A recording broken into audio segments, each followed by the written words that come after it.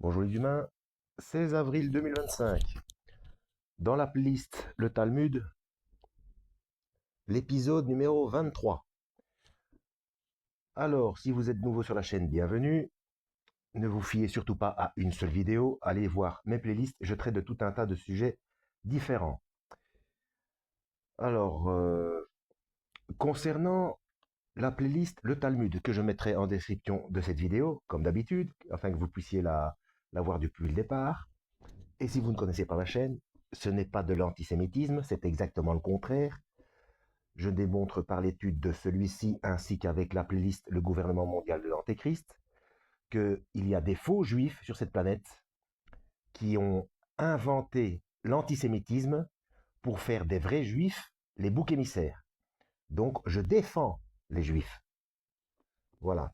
Je dis ça parce que si vous prenez cette chaîne comme ça au vol, vous allez très vite... il y a possibilité très vite de se tromper me concernant. Alors, où en étions-nous? Nous en étions ici.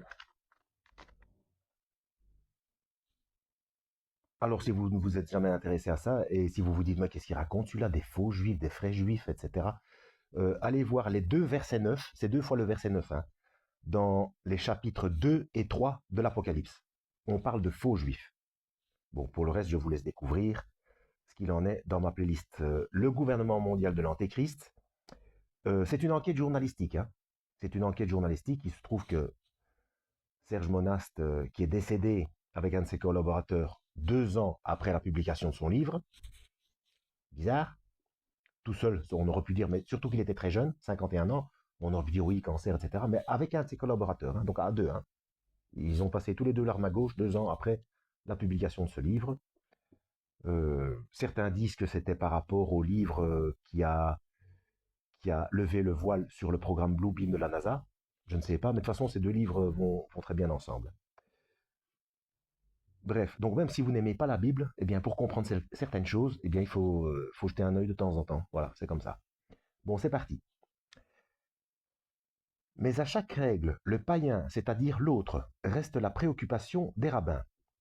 Rabbi Meir, Meir c'est M-E-I tréma R, le tréma ce sont les deux petits points, dit: le païen ne peut acquérir des terrains en Palestine d'une manière définitive, de sorte que les produits ne sont pas dispensés des redevances, des dîmes ou autres. Entre parenthèses, il en est de même ici pour les hétérogènes, ils sont interdits même sur une terre vendue à un païen.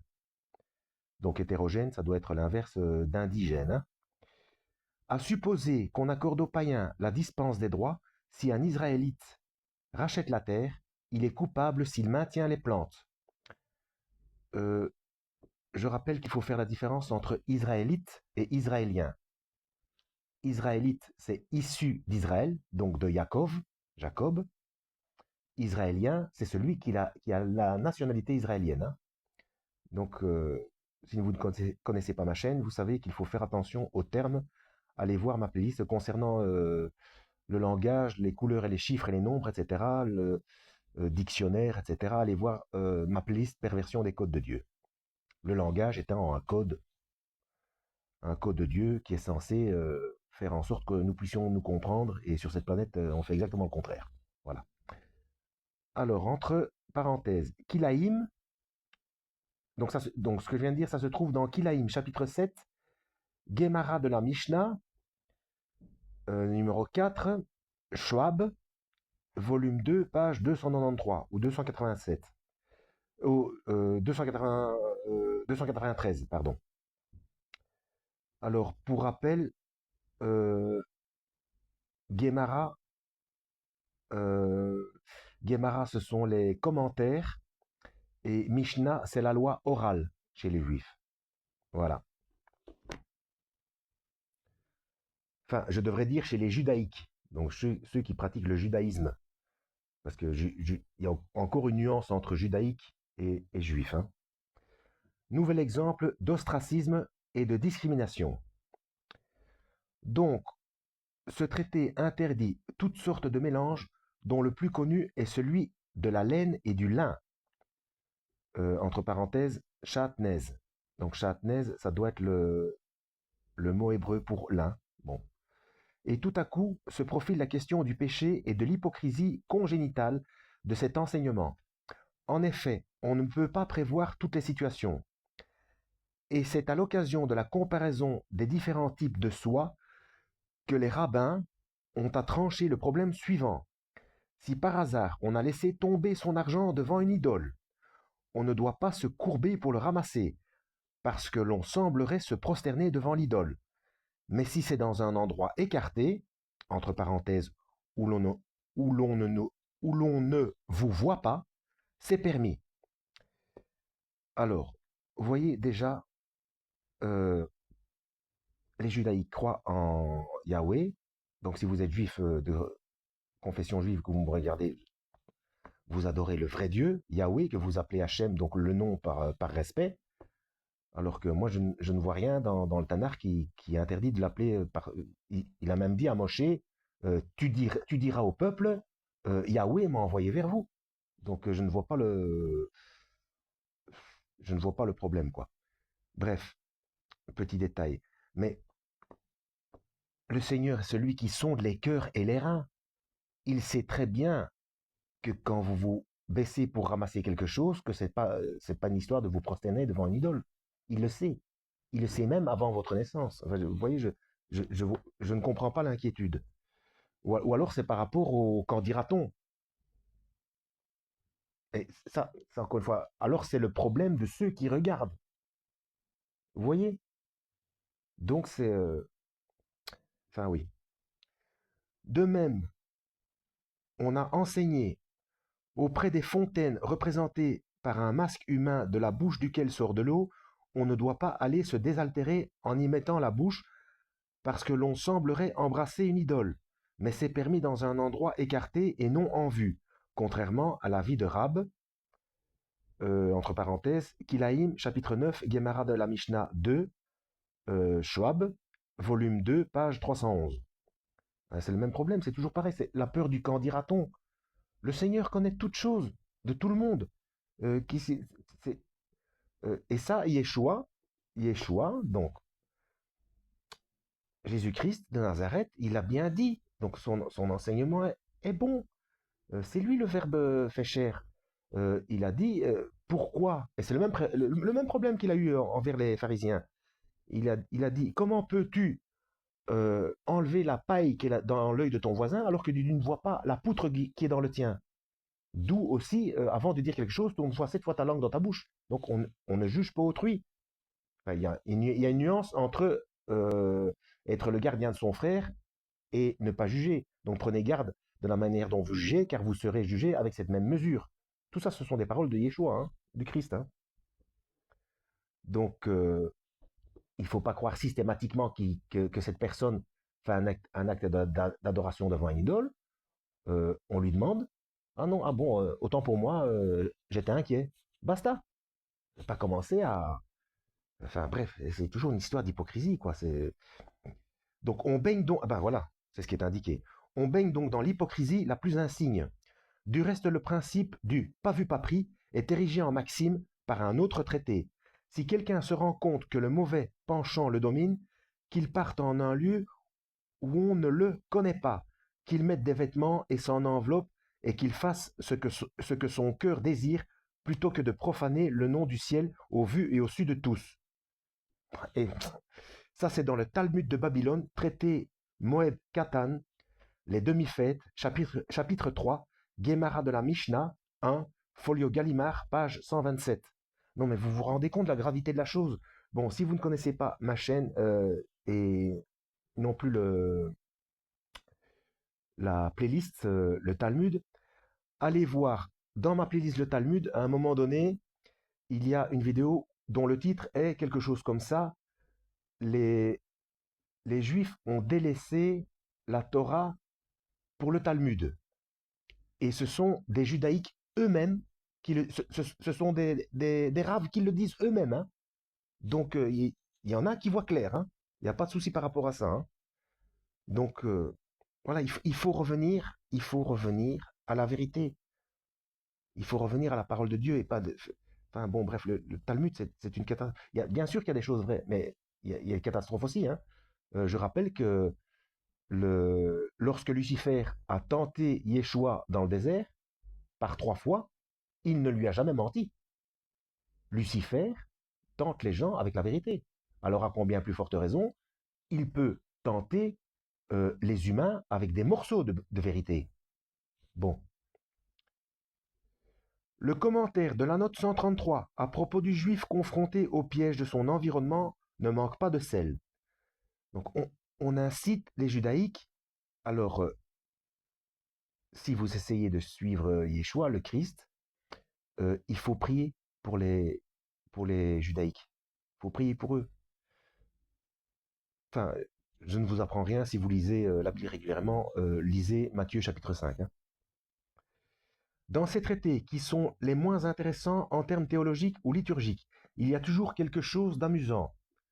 Entre parenthèses, c'est un euphémisme. Dans le sens où, donc c'est peu de le dire, dans le sens où, même lorsqu'il s'agit de disserter sur la quadrature du champ de blé ou sur la taille de l'épi d'épeautre, il y a toujours une gifle à distribuer aux gentils au nom de la pureté. Donc le gentil, pour ceux qui ne savent pas, c'est un, c'est un nom juif, hein, tout simplement. Voire un goy. Et goy, malheureusement, il y a une connotation, dans certains cas, il y a une connotation de bétail. Bon, voilà. Euh, et attention à l'antisémitisme.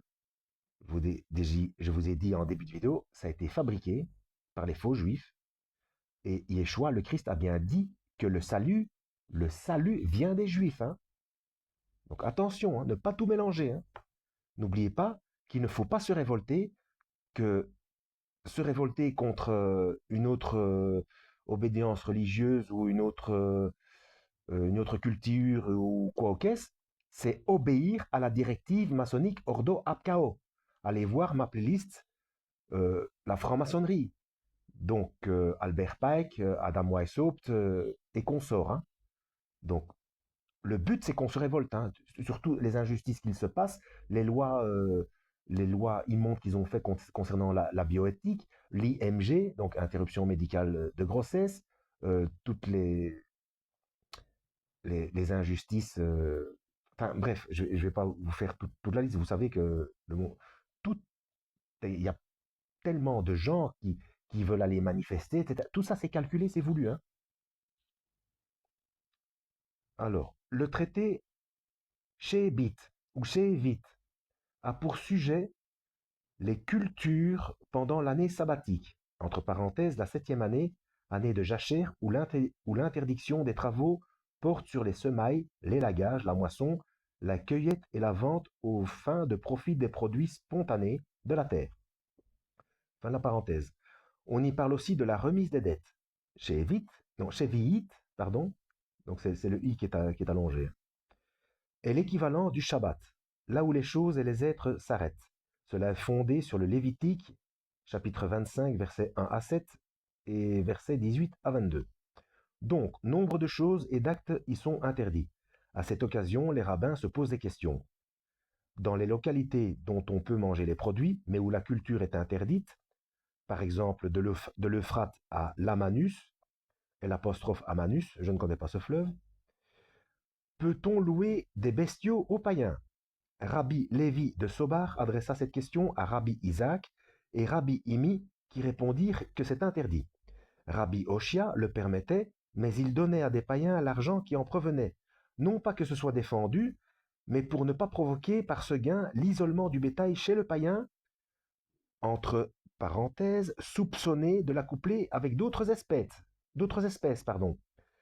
Ça c'est dans Shebiit, chapitre 6, Gemara de la Mishnah 2, Schwab, volume 2-1, page 385. Ben vous voyez, par rapport aux païens, il y avait déjà des soupçons de, de jeu, entre guillemets, génétique. Donc de mélanger plusieurs espèces. Et c'est toujours pareil, c'est mettre les gens dans le même sac. Les peuples ne sont pas responsables de leurs dirigeants, bon sang. Ça c'est un défaut chez chez la plupart des humains, en fait, hein, chez la plupart des humains, quand on commence à parler d'histoire, on dit oui, mais oui, combien d'années on a. Je me rappelle, ma grand-mère de son vivant, elle en voulait aux Allemands. Je dis oui, mais écoute, ceux qui sont nés après, et puis même pendant, qui étaient des enfants, ils n'ont rien à voir dans cette histoire. Voilà. Euh, bref. Euh, oui, je voulais parler de mélange d'espèces. Eh bien, si vous vous souvenez, si vous avez suivi ça, lors du premier confinement, la nuit du 31 juillet au 1er août 2020, entre 2 et 3 heures du matin, ils ont voté des lois. Et notamment la loi de bioéthique. Ne me croyez pas sur parole, allez vérifier vous-même. Hein. Dans les textes gouvernementaux, euh, donc sur l'autorisation, donc la loi sur la bioéthique, l'autorisation d'hybrides animaux humains, donc au niveau fœtal ou précédent, ça je sais pas. Et puis, bon, ça c'est, comment est-ce qu'on dit? C'est officiel. Après, dans les laboratoires, on ne sait pas jusqu'où ils vont. Hein. Donc, sous prétexte de recherche médicale, donc l'autorisation d'hybridation embryon humain-animal. Donc voilà. Une fois de plus, les rabbins ne peuvent s'empêcher de tacler, entre guillemets, l'autre, le gentil au passage. Donc le gentil, le non-juif. Hein. Bon ben là, bon ça date de... Donc Judas le Prince, c'est au 3e siècle après Jésus-Christ, si ma mémoire est bonne. Allez voir les vidéos de cette playlist, les vidéos précédentes. Mais ben, il se trouve que les gouvernements, maintenant, notamment le gouvernement français, ben, ils ont fait voter la loi de la bioéthique concernant l'hybridation. C'est fou, hein? Et on rajoutait ainsi, on raconte aussi devant Rabbi Akiba, un des maîtres de la Mishnah, que Rabbi Eliezer dit: celui qui mange du pain d'un païen est aussi blâmable par les rabbins que s'il mangeait du porc. Qu'est-ce que c'est que ça? C'est écrit où dans les lois d'Hachem, hein, de Yahweh? C'est écrit où ça? Hmm. Aimez-vous les uns les autres, bon sang. Taisez-vous, répliqua Rabbi Akiba. Je ne puis vous dire l'avis de Rabbi Eliezer sur ce sujet. Et ça c'est dans le volume 2-1, page 409. Les traités suivants sont consacrés aux dîmes prélevées sur les récoltes et destinés au temple et au Kohen, entre parenthèses, Terumot, Maser, Sheni, Allah. Alors Allah, c'est pas le Allah musulman, hein. C'est Allah, c'est H-A-2-L-A-H. Donc ça doit être aussi une fonction chez les judaïques. Hein. Il y est question d'argent, bien entendu. Même sur ce sujet religieux, il est nécessaire de préciser les limites. Si des femmes ont été prises par des idolâtres qui leur disent « Livrez-nous l'une d'entre vous, sinon nous vous entacherons toutes », il vaut mieux qu'elles cèdent tout à la violence que de livrer une seule âme en Israël. Purée. Donc, marchandage de femmes, quoi. Donc, au niveau sexuel. Donc, ça, c'est dans Terumot, chapitre 8, Mishnah 12, Schwab, toujours Schwab, c'est fou, hein. Volume 2-2, page 107. Bon, Schwab, je rappelle que Klaus Schwab, je ne sais pas si c'est la même famille, hein. Klaus Schwab, c'est celui qui a écrit The Great Reset, le grand reset, Covid-19. Et oh zut, je l'ai dit, j'espère que je ne vais pas être censuré. Hein. C'est le titre du bouquin, c'est pas ma faute. Hein. Et quoi d'autre? La quatrième révolution industrielle. La quatrième révolution industrielle, dont je fais quelques bouts de lecture dans mes 3 toutes premières vidéos lors du premier confinement. J'avais vraiment pas l'habitude. Donc allez voir dans ma playlist invitation à prise de conscience. Je fais des boules de lecture et je suis complètement abasourdi des corrélations qui s'y trouvent. Tout ce qui s'est passé, c'était prévu depuis bien longtemps. Et naturellement, je suis désolé de le dire aux athées, mais naturellement, il y a des corrélations bibliques. Hein. Si vous ne croyez pas à la Bible, eh bien, sachez que les dirigeants de cette planète non seulement y croient, mais ont les moyens technologiques de faire correspondre les événements aux prophéties bibliques, et ils le font. J'en veux pour preuve le moyen de paiement dans la main. Allez voir ma playlist 666 fonctionne. Bref. Alors, grand mystère que de donner tout pour sauver une seule âme. Ça fait déjà 20 minutes. On va s'arrêter là. Oui, j'ai fait cette fois-ci une vidéo concernant le Talmud. Donc c'est épisode 23, hein, parce que ça faisait longtemps que je n'en avais pas fait et il fallait que j'avance un petit peu là-dedans. Voilà, en espérant avoir été utile. À la prochaine. Lisez la Bible et que Yahweh vous guide.